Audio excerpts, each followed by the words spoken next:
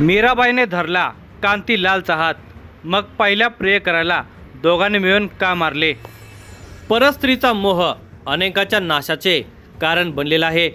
नाजूक संबंध आहेत तोवर सुख मिळत असले तरी ते बिनसले की सारेच बिनसते.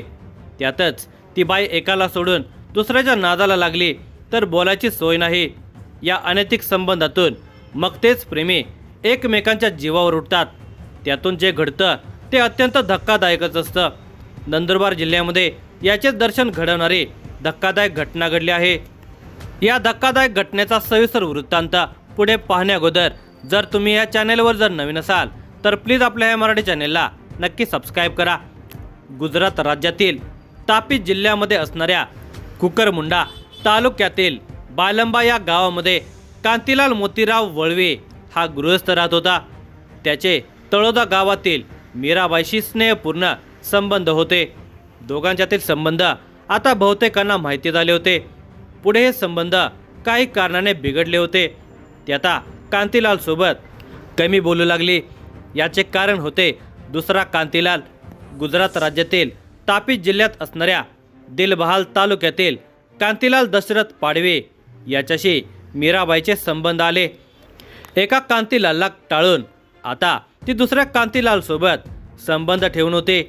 हे संबंध कांतीलाल मोतीराव वळवे याला मान्य नव्हते. त्यावरून तो मीराबाईचा छळ करू लागला. हा जाच मीराबाईला सहन होत नव्हता. यापासून सुटका करायची असेल तर कांतीलाल मोतीराव वळवे याचा काटा काढावा लागेल, म्हणून तिने कांतीलाल पाडवी याची मदत घेण्याचे ठरवले. पाडवी यासाठी तयार होता कारण त्याला मीराबाई हवी होते. दिनांक 26 मार्च 2026 रोजी सायंकाळी मीराबाईने कांतीलाल वळवे याला सतोना शेत शिवारामध्ये बोलावून घेतले.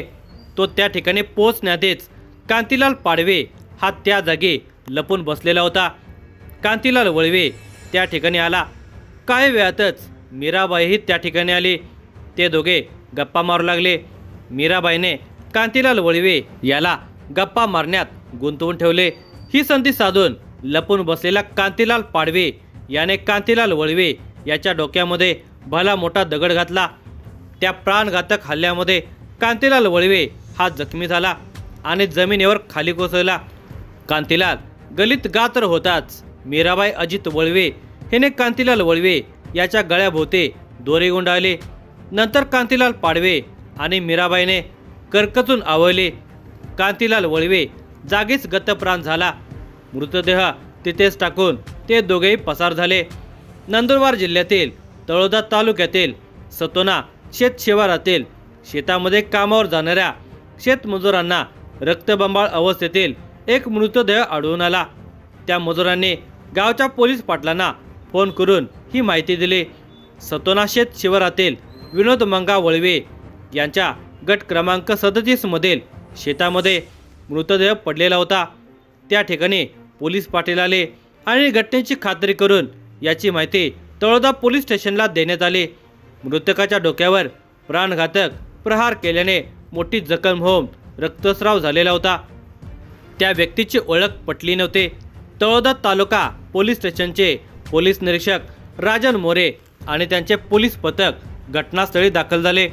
मृतदेहाची पाहणी केली असता डोक्याला झालेली भली मोठी गंभीर जखम, त्यातून वाहून गेलेले रक्त आणि मृतकाच्या गळ्याला दिसून आलेली वळ लक्षात घेता हा घातपाताचा प्रकार असल्याचे लक्षात आले.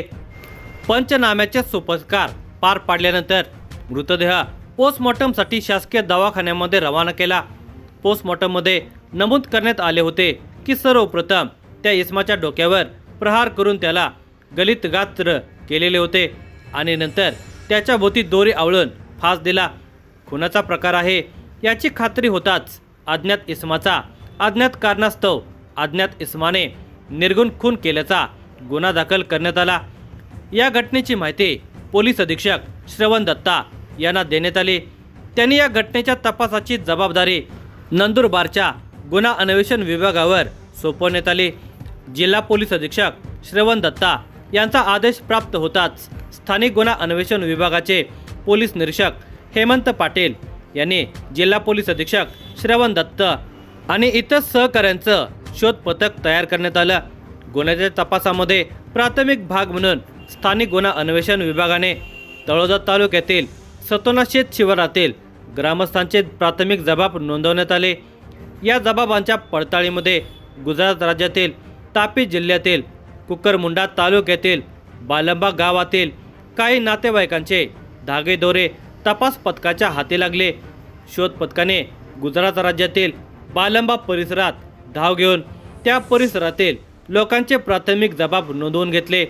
बालंबा गावातील नागरिकांच्या प्राथमिक जबाबाची छाननी करता पडताळणीमध्ये या गावातील कांतीलाल भाई मोतीराम भाई वळवे हा इसम बेपत्ता झाल्याची नोंद स्थानिक पोलीस ठाण्यामध्ये केल्याची माहिती पोलिसांना मिळाली।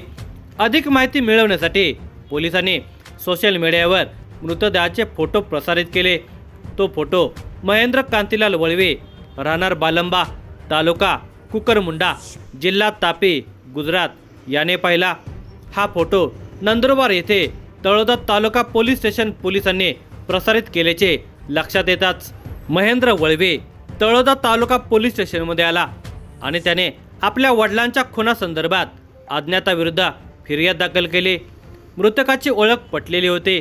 त्या अनुषंगाने तपास सुरू केला असता पोलिसांच्या हातामध्ये मिळालेली माहिती अन्वये तळोदा तालुक्यातील अमोला गावातील मीराबाई अजित वळवे हिचा या प्रकरणाशी संबंध असल्याचे लक्षात आले। नंदुरबार स्थानिक गुन्हा अन्वेषण विभागाच्या शोध पथकाने उसंत न घेता चौकशीसाठी मीराबाई अजित वळवे हिला कायद्याच्या चौकटीमध्ये ताब्यात घेतले। त्याच्याकडे सखोल चौकशी केली असता ती उडवाउडवीची उत्तरे देऊ लागली। सुरुवातीला पोलीसही बुचकळ्यात पडले, पण तिची उत्तरे देत असताना देहबोली पाहून पोलिसांना संशयास्पद वाटत होते। पोलिसांनी सुरुवातीला गोड बोलून त्यानंतर दम देऊन तिला विश्वासात घेऊन पाहिले, पण मीराबाई खरी माहिती देत नव्हते। अखेर शोध पथकाने तिला घेरून एकामागून एक असे प्रश्न विचारायला सुरुवात केली। त्यावेळी ती तप्तपपक करू लागली। आपण सत्य लपवू शकणार नाही हे तिच्या आता लक्षात येताच ती घाबरून गेली, हतबल झाली। तिचे उसने अवसान गळून पडले आणि अखेर तिने गुन्ह्याची कबुली दिली। मीराबाईने कबुली जबाब देताच पोलिसांनी मीराबाई अजित वळवे आणि कांतीलाल दशरथ पाडवे यांच्या विरुद्ध खुनाचा गुन्हा दाखल केला। कोणत्याही प्रकारचा प्रत्यक्ष पुरावा नसताना जिल्हा पोलीस अधीक्षक श्रवण दत्ता यांच्या मार्गदर्शनानुसार अल्प अवधीतच स्थानिक गुन्हा अन्वेषण विभागाच्या शोध पथकाने या किचकट प्रकरणावर प्रकाश टाकला आणि गुन्हेगारांना अटक केली। याबद्दल पोलीस अधीक्षक श्रवण दत्ता यांनी शोध पथकाचे अभिनंदन केले।